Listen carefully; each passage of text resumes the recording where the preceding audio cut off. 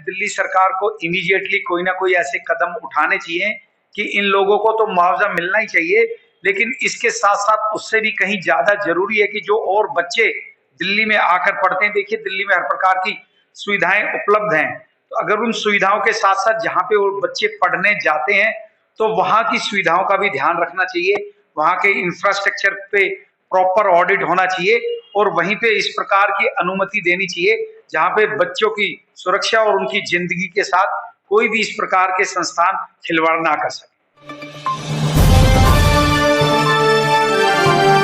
बहुत बहुत स्वागत करेंगे और इस वक्त हमारे साथ दक्षिणी दिल्ली भाजपा से महामंत्री बलबीर जी हैं। बलबीर जी, एक दर्दनाक हादसा राजेंद्र नगर में देखने के लिए मिला। कोचिंग सेंटर में काफी सारे आने वाले भविष्य माने जाने वाले आईपीएस ओआईसी बहुत सारे स्टूडेंट्स पढ़ते हैं।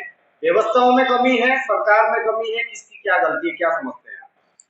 नहीं देखिए, ये तो बड़े ही दुर्भाग्य की बात है कि जहाँ पे सिविल सर्विस की तैयारी करने वाले बच्चों के साथ ऐसा हादसा हुआ और 3 बच्चों को अपनी जान गंवानी पड़ी।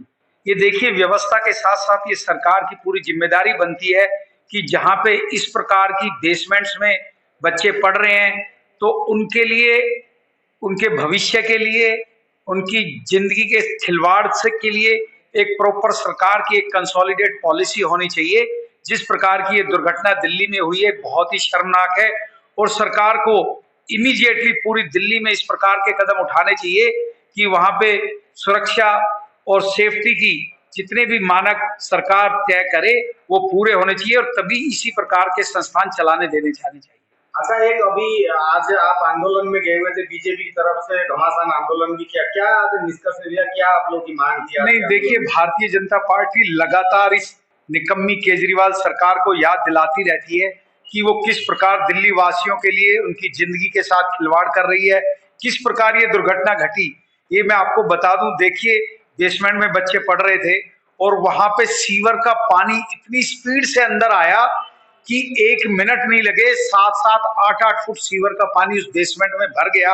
और देखिए, अगर वो सीवर की सफाई तरीके से हुई होती, पानी का निकासी की व्यवस्था ठीक से होती तो शायद आज ये बच्चों को अपनी जान नहीं गंवानी पड़ती। लेकिन ये सरकार की व्यवस्थाओं की कमी है, ये सरकार सही समय पे सही कदम उठाने में पूरी तरह से विफल रही है और भारतीय जनता पार्टी लगातार दिल्ली की जनता की भलाई के लिए इस प्रकार के प्रदर्शन कर रही है ताकि ये कुंभकर्ण नींद में सोई हुई सरकार जाग सके। अच्छा, ये एमसीडी की जहाँ तक फेल्योर की बात करें, अगर एमसीडी सरकार एक तरह से काफी वर्षों से बीजेपी के हाथ में थी, अब आम आदमी पार्टी के हाथ में आए हुए काफी टाइम हो गया है। कई सारे एमसीडी के मुद्दों को लेकर इन्होंने वादे भी किए थे, क्या इन्होंने वो वादे पूरे किए या कुछ अच्छे परियोजना के साथ, योजना के साथ ये लोग आए, या अभी अभी इसी घटना के ऊपर काफी लेट संज्ञान लेके इन्होंने वहां पर हस्तक्षेप किया, काम में आए या चार्जेस वगैरह लगाए, सील किए? कितना देर हो गया इनसे, मतलब क्या? देखिए, पिछले 1.5 साल से ज्यादा हो गया है। आप पार्टी की सरकार अब एमसीडी में है, पहले तो ये एमसीडी पे पूरा दोषारोपण करते रहते थे। अब इनको जवाब देना चाहिए कि अब तो एमसीडी इनके पास है और दिल्ली में नालों की और उसकी व्यवस्था देखने के लिए दिल्ली जल board, Delhi sewage department, PWD, ये सारी व्यवस्थाएं, चाहे वो एनडीएमसी का इलाका है वहां भी पीछे पानी किस प्रकार भरा हुआ था और दिल्ली के पूरे क्षेत्र में आज बारिश होने के बाद क्या स्थिति है ये सबके सामने है। अब कम से कम इनको ये मॉरल एज वेल एज इनकी लीगल ये ड्यूटी बनती है कि दिल्ली की जनता को उन समस्याओं से छुटकारा दिलाएं जिनके लिए इन्होंने बड़े बड़े वायदे किए थे। लेकिन इनके वायदे नहीं, ये सिर्फ प्रचार प्रसार में विश्वास रखने वाली पार्टी है। जब लोगों की एक्चुअल प्रॉब्लम की बात आती है तो ये दिल्ली छोड़ के भागने लगते हैं। इसी प्रकार इनके नेतागण वो खुद प्रदर्शन पे बैठ जाते हैं।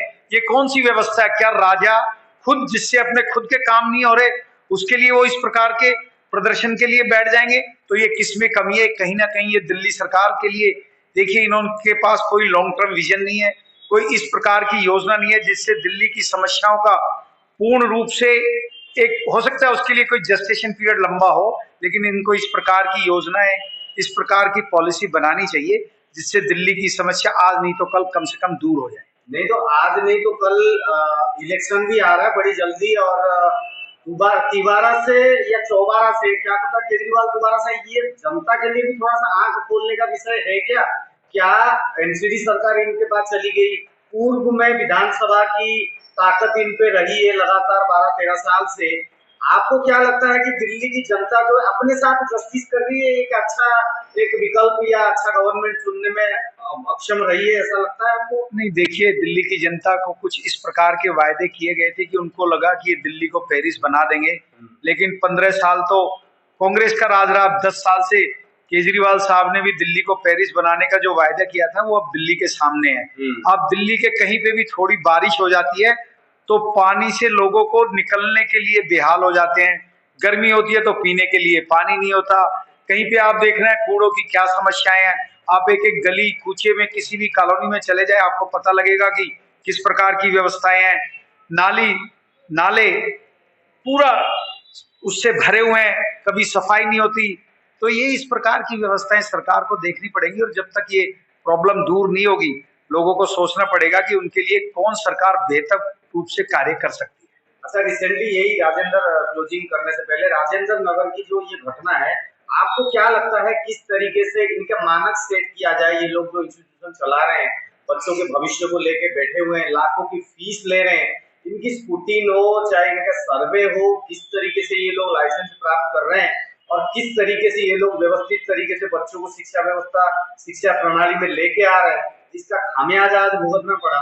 भविष्य में ये ना हो, आप क्या सलाह देना चाहेंगे? नहीं, देखिए, सबसे पहले इंफ्रास्ट्रक्चर का एक प्रॉपर सरकार के द्वारा ऑडिट होना चाहिए, और जहां पे इतनी संख्या में बच्चे पढ़ते हैं और वो भी बेसमेंट में, तो खासकर सरकार को इसके लिए अपने मानक स्थापित करने चाहिए और उन्हीं मानकों के अनुसार उनकी अप्रूवल देनी चाहिए। जहां पे इतनी बड़ी संख्या में बच्चे पढ़ते हैं और वहां पे अगर व्यवस्थाओं में कहीं भी कोई कमी होगी तो इस प्रकार की दुर्घटना कभी भी हो सकती है, और ये उसी का परिणाम है कि 3 बच्चों को अपनी जान गंवानी पड़ी। वहां पे क्या प्रॉब्लम्स थी, क्या अल्टरनेट रास्ते थे, नहीं थे, बच्चों को किस प्रकार इस प्रकार के इमरजेंसी डोर्स वहां पे थे, नहीं थे। तो ये सारी चीजें देख के सोच समझकर एक नीति बनाने की जरूरत है, और जब तक सरकारें इसके लिए एक प्रॉपर नीति नहीं बनाएंगी तब तक इसी प्रकार की दुर्घटनाएं होने का खतरा लगा रहेगा। अच्छा, बच्चे तो चले गए, चलिए बड़े होते, कमाते तो भरपाई अपने परिवार का करते।